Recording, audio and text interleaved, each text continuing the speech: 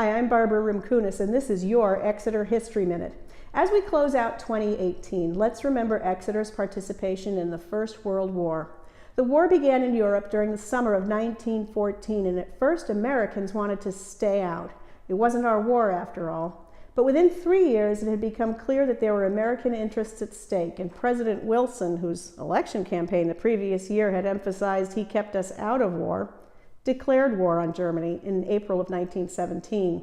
With that, the country had to do an about-face and shift from isolationist sentiments to that of a nation at war. To encourage patriotism, flags were flown all over the town. The local factories pledged to hold jobs for any man willing to serve.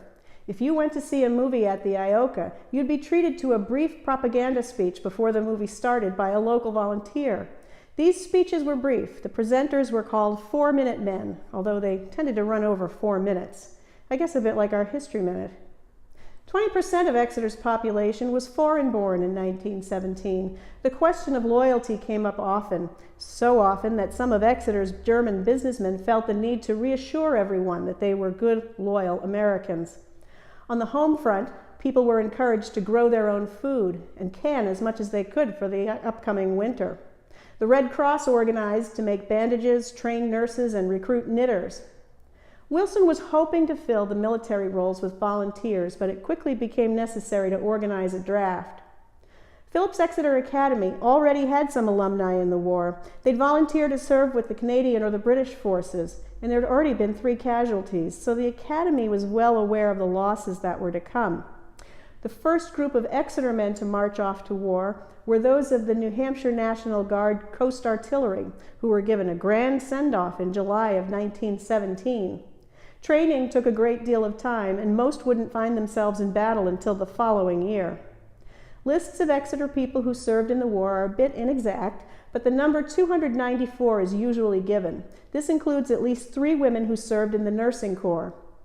Phillips Exeter Academy adds well over 1,000 more. Remember, they were an all-male school at the time, so the numbers were quite high.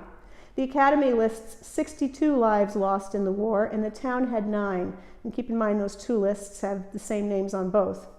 Typical of the times and the nature of the war and the outbreak of deadly influenza in 1918, the numbers of those who died in battle are almost equal to those who died of disease.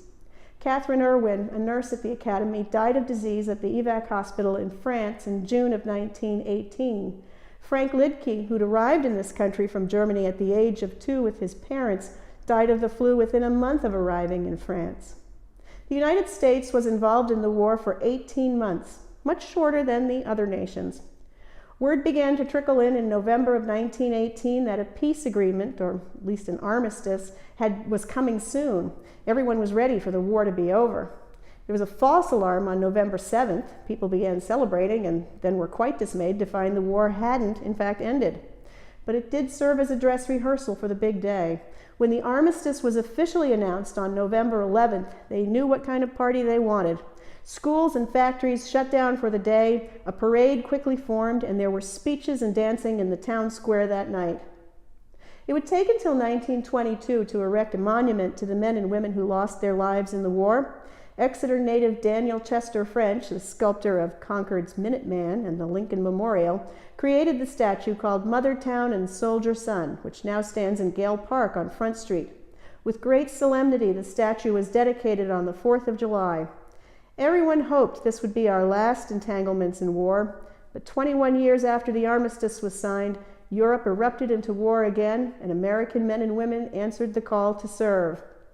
This History Minute has been brought to you by Exeter Hospital, which had a nurses' training school during the time of World War I. For more information on Exeter history, visit our website at www.exeterhistory.org.